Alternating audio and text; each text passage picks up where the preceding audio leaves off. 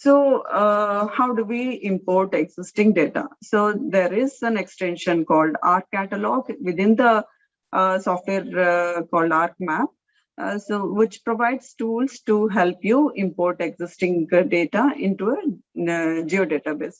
The data can be in one of the supported data format or in another geodatabase.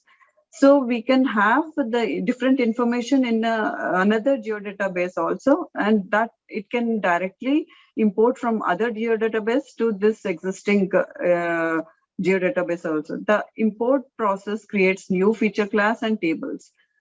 So you can import all the data into an empty geodatabase. You can have a existing geodatabase, and maybe you don't need all the information which is there in the geodatabase. So in that case, you will extract the information that you need, and you can create a new geodatabase for your project use.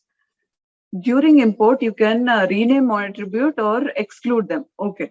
Now, when you are importing the data, you may not need all the information that the old geodatabase has. So you will import the vector data, and if you don't need all the attributes fields that the other project has, you can just hide them, or you can only bring the required attributes into the new geodatabase. This it will make your study and analysis easy. Creating geodatabase, create a structure manually. You can use the wizard and tools provided by Arc Catalog to create new empty feature data set, feature classes, tables, define the attribute fields. So through Arc Catalog, you can create a empty geodatabase, and you can work.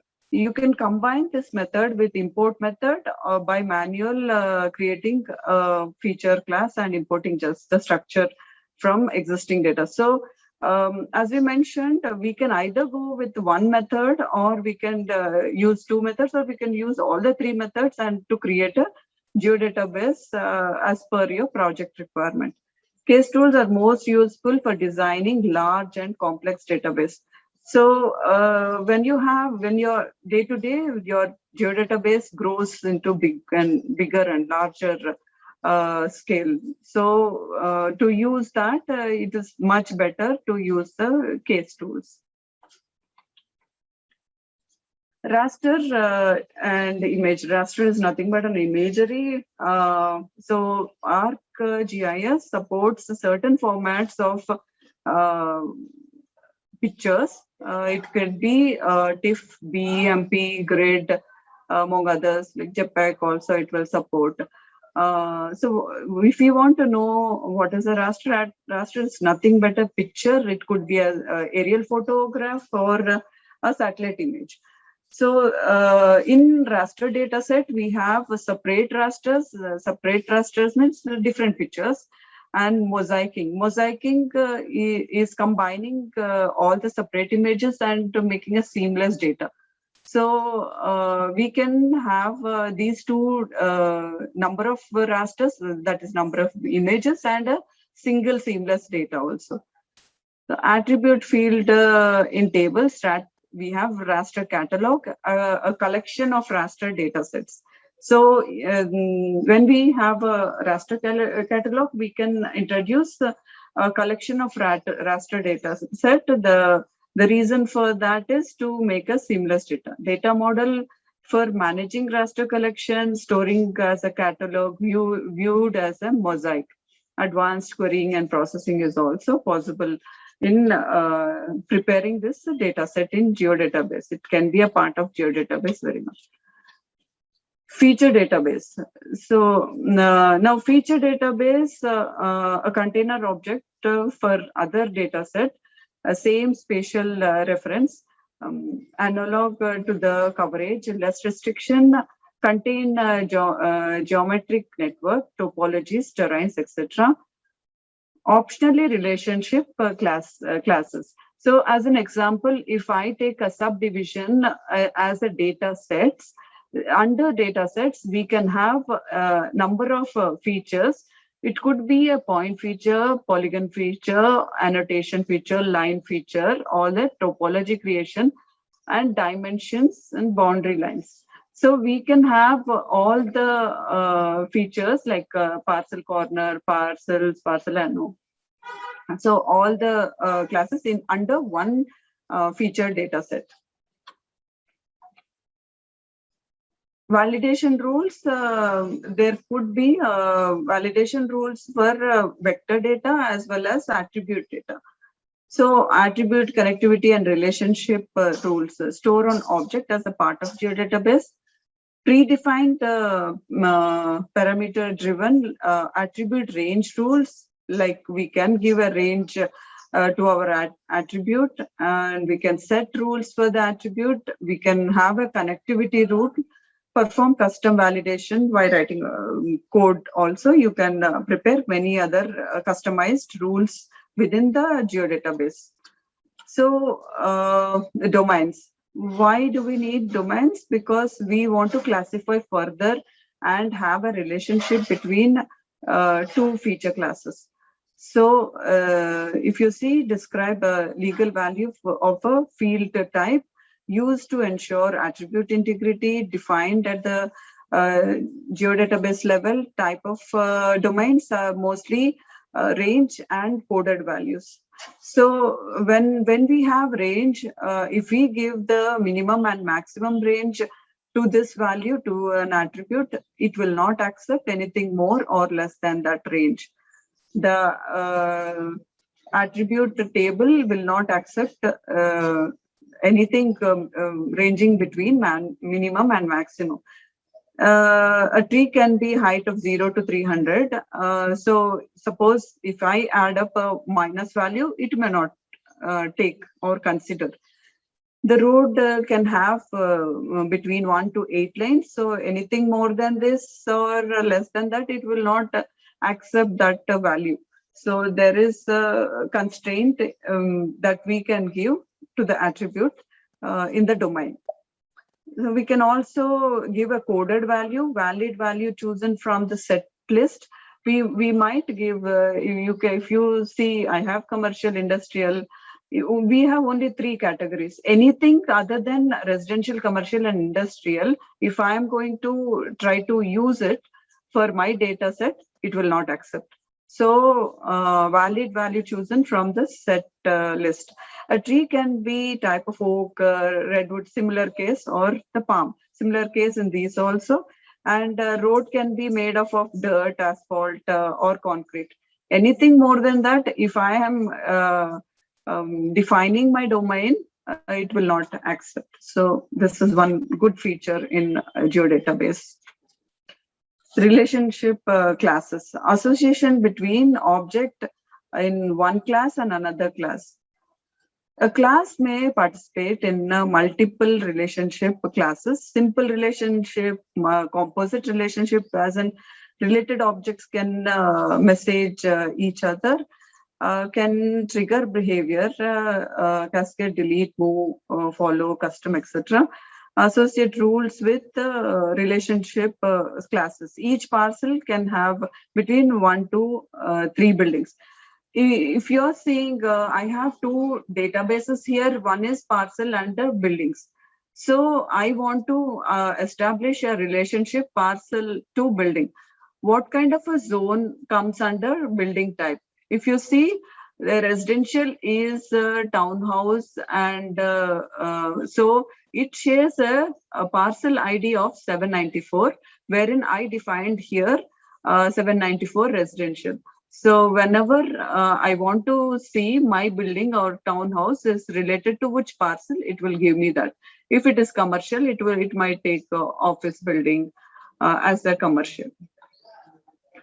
So topological integrity, create topologies in the feature data set, participating feature classes, subtypes, cluster tolerance, rank, rules, cluster tolerance for XYZ, define rules when creating a topology, rules to evaluate during validation.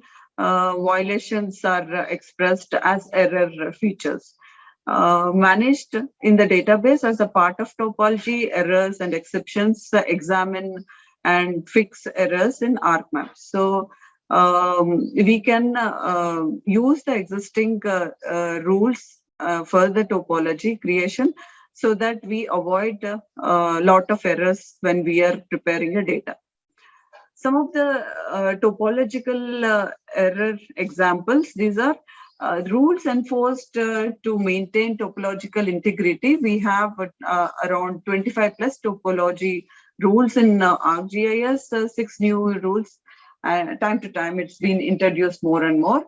One of the example that to understand is if I have a building and I prepared not closed item, so I have dangles here. So whenever there is a dangle, buildings is a normally closed polygon. So if it is open, that means there is an error in the data.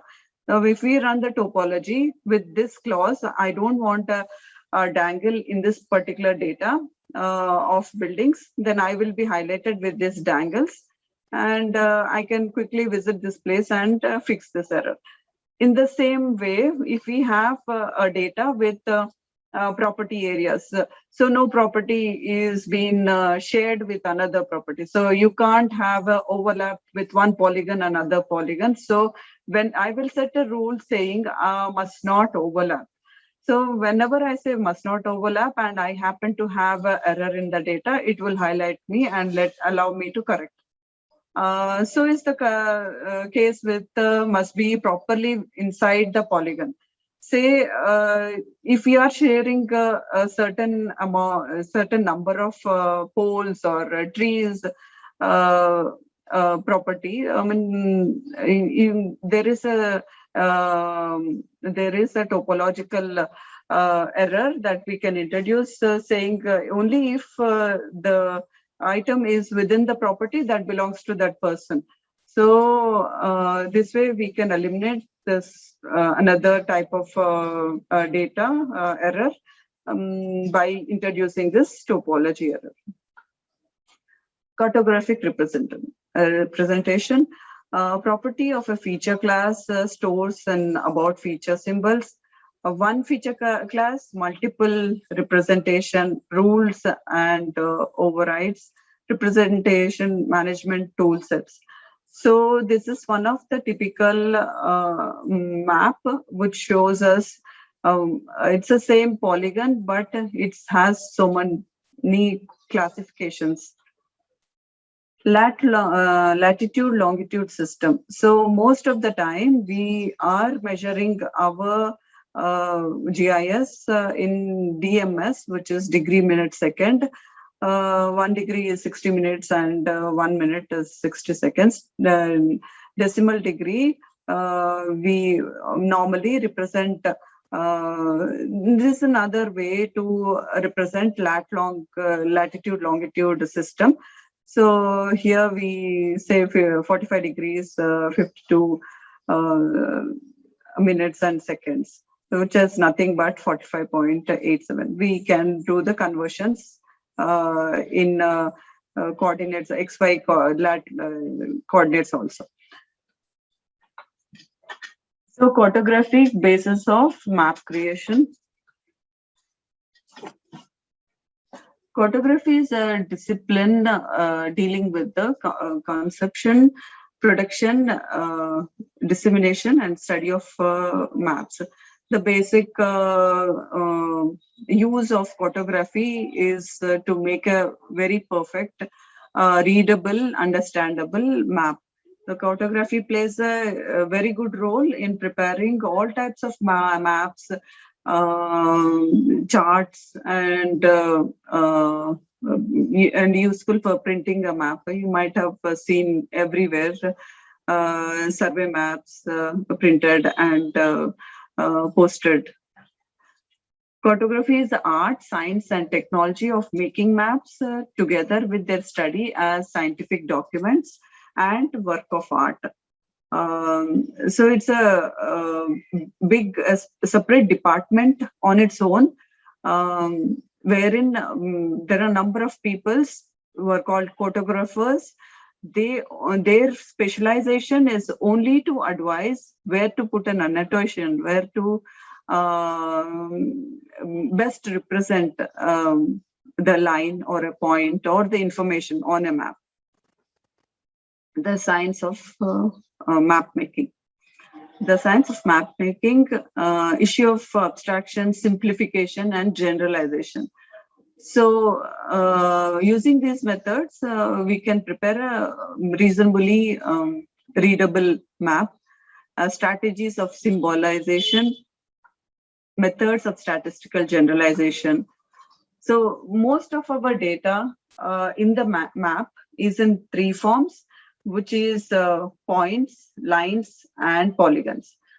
To be precise, points, you can, if you have seen the junctions, the T point, we are representing as a point, and the lines with the roads, we have taken it as a line, and a polygon is the area where in this map we are taking as a polygon to represent. So we have we can represent all the vector data in using these map features called point, line, and polygon. Abstraction, simplification, generalization. Feature attributes. Every feature in GIS has an attribute. If you have the ArcMap software and you click on any of these data, you will immediately come up with the attribute table like this, and every attribute linked in the thematic map. You can see the district names. All these are the district names. You can directly use this in the layer table of contents and see all the data that you have, or else you can also use this attribute table with much more information. If you want one single information, you can create this symbology and view it at one glance. But if you want more information, you can open the attribute table and look into the required details. Strategies of symbolization. It all depends on the data. So basically, it depends on what type of features you have, whether it is a point data. Suppose I want to study only about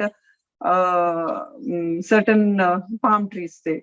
I want to study only about palm trees and number of coconut trees that we have, then I just need a point feature to represent that.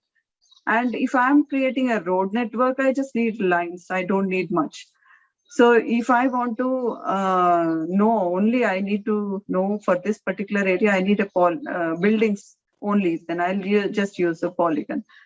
So attribute type, again, it depends. We have different types of attributes that are there. Nominal, ordinal, internal, and ratio-wise attributes. So learning more about representation, symbolization. As we say, the more the feature types are only three types. That is points as in markers. We can use these markers like general features. It can be customized also, or we can use predefined by software. So most of the general features are self-explanatory, but if we want to define them and create our own, you can do that. So there are two ways to represent these points. One is as a marker, as a graduated symbols. So general feature like youth hostel, bus, couch station, place of worship, you can show it as shown in this symbol.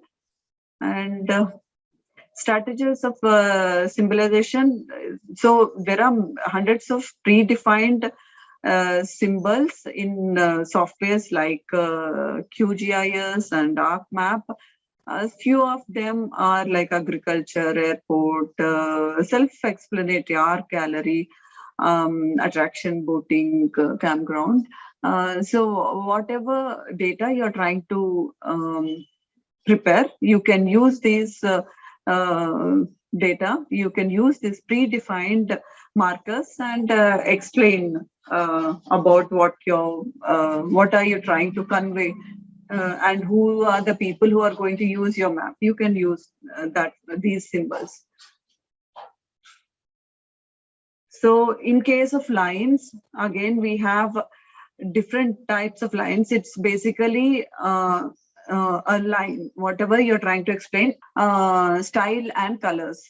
You have style in case the different patterns, thickness, like in here, footpath is, we are showing in broken dash lines, and so is bridle way, and byway open to all traffic, road as public path.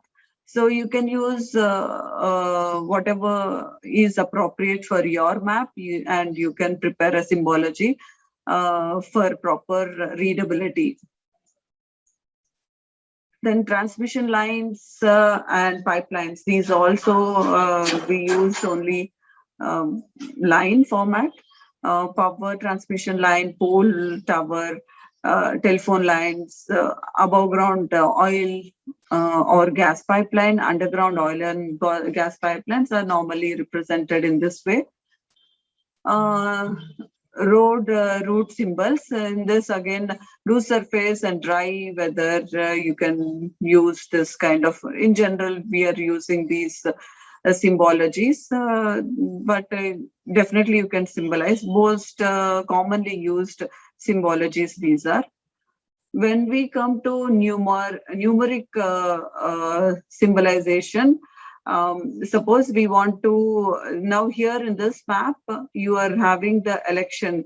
What is the percentage of people who has voted, who is winning, and you can show your graph as a point marker and see throughout this place what is the presidential election status. So quite simple and self-explanatory. Again, where is the volume more and where is the very less volume, you can see the symbol, see the map, and identify the high and low ratios in particular region. Some more information about strategic symbolization. These are again volume based, and here we have legend showing the more and less volume. So is in this map also is the same thing. We are using one single symbol to explain many more ranges, and so is the point has different symbols, and lines have different. You can see as for some examples, there can be a possibility that we use a combination of data to make information, like we also have polygons here and the point information, but in some cases we can have all the three. Strategies of symbolization. Again, this is one of the map which has all the three categories. It has scale and what is being captured and what each symbol represents. We have all the meanings of each and every symbol, so that it's easy to understand what a map has and it's represented. You can also see a couple of examples, and here we are having the range income per capita. So we can give, these are the different methods that you can prepare and show your data in GIS. Strategies of symbolization. Again, in this method, you have line thicknesses. Only using line thicknesses, they have prepared a map which shows complete like light duty road, secondary highway, primary highway with really very thick line style. So which gives you the complete understanding of frequency, service type, and many more. So you can prepare a map with very only one single feature, but lot of information. So general rules of a map, which needs to have certain things like a title of the map, what is it all about, where it is about. So locator map, you're trying to show a small portion, you can have an overview map, locator map, a map body, where when we are having a map body, and map body is a place where we want to utilize for the maximum information which we want to convey to the other person. So we use our maximum data in this place, and just to be appealing, we have frame lines, neat lines, bibliography, data, author, data source, legend. So these are the general rules that every map should have to understand the best utilization of this map. Some of the art and map making, you can imagine the amount of information this map has. But it's really very useful when you can represent your map very effectively. So you can see all the information required about this country.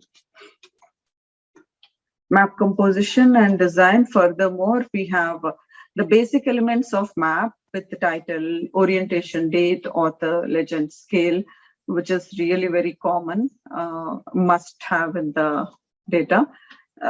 Some basic information where we need to have these scales. It is not confined to this. It really depends on what you're working on, you can define, but most of the times you have these information somewhere in the map.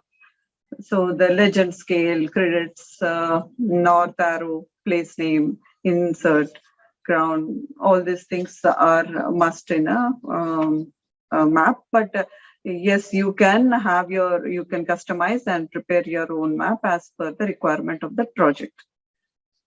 So some more public right of way, same thing. So map composition and design legend, we have a single family, residential single family, multiple family, commercial, industrial, public, semi, all can be represented with map legend, general plan map legend. So all them, this can be used.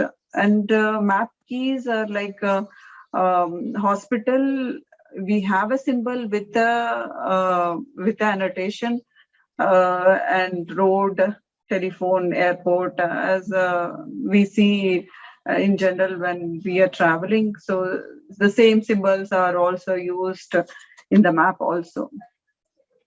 So one of the map with, so that you can understand the complete globe.